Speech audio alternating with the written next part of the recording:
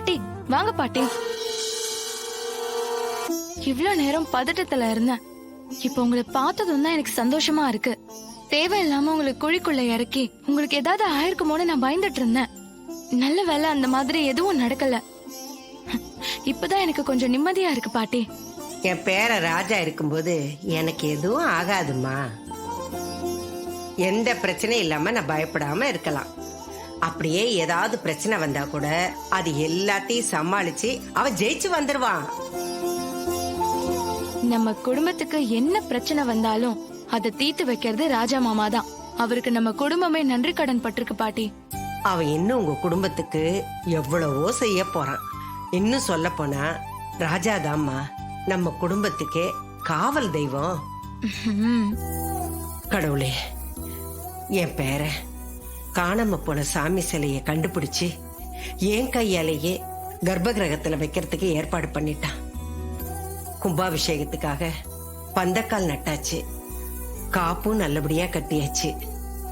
இன்னும் கும்பாபிஷேகத்துக்கு 2 நாள் தான் இருக்கு.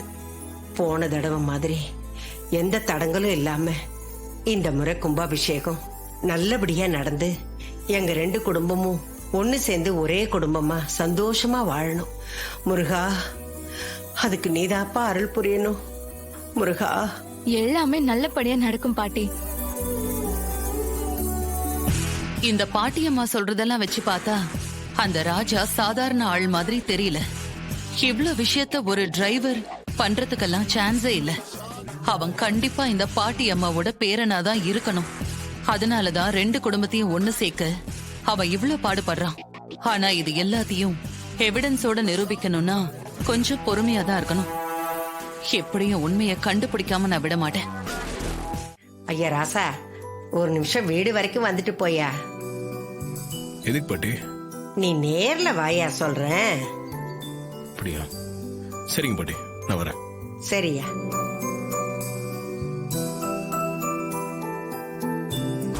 பாட்டி அநேகமா அந்த ராஜா பேரனுக்கு தான் போன் பண்ணிருக்கணும். அவன் வரட்டும், 2 பேரும் என்ன பேசிக்கிறாங்கன்னு கேட்போம். அப்ப நமக்கு எல்லா உண்மையும் தெரிஞ்சு போயிடும்.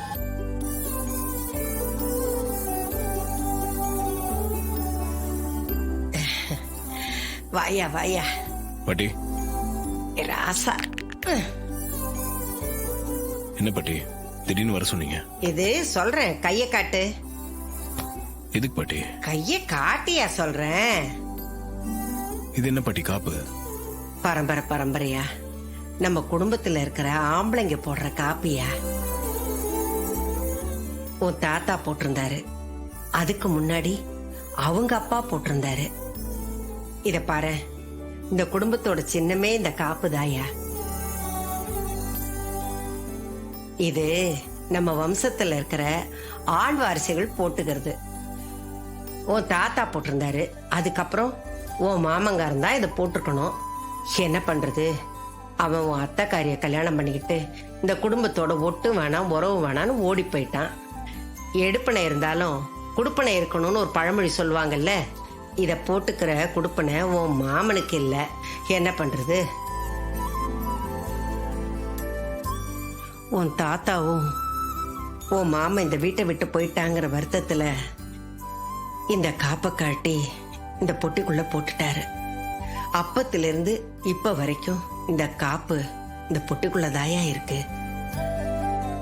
இந்த காப்பை கழட்டி இந்த பெட்டிக்குள்ள போடுறதுக்கு முன்னாடி உங்க தாத்தா ஒண்ணு சொன்னாரியா, நம்ம குடும்பத்துல என்ன மாதிரி வீரனா நேர்மையானவனா ஊரே மெச்சுற மாதிரி எந்த ஆம்பளை உருவாகி வரானோ அவன் கையில தான் இந்த காப்பை போடணும், எல்லா தகுதியும் அவனுக்கு தான் இருக்குதுன்னு சொன்னாரு.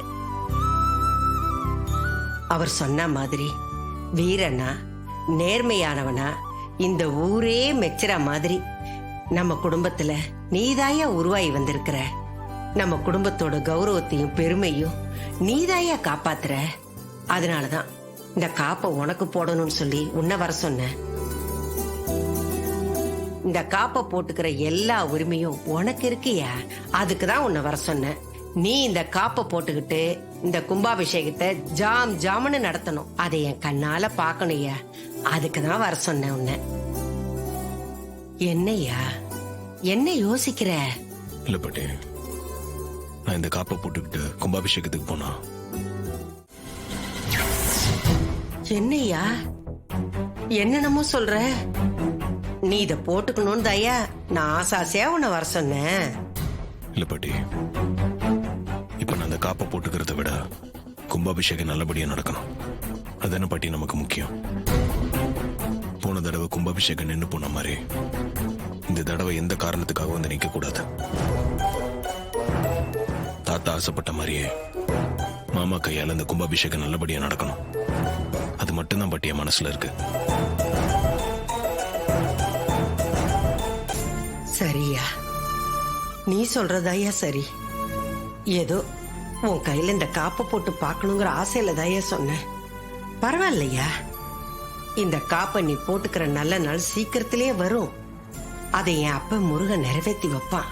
அந்த நம்பிக்கை எனக்கு இருக்கு. கண்டிப்பா நடக்கும் பாட்டி, நீங்க கவலைப்படாதீங்க. சரிங்க பாட்டி, நான் கிளம்பட்டுமா? சரியா, வரேன் பாட்டி. வா.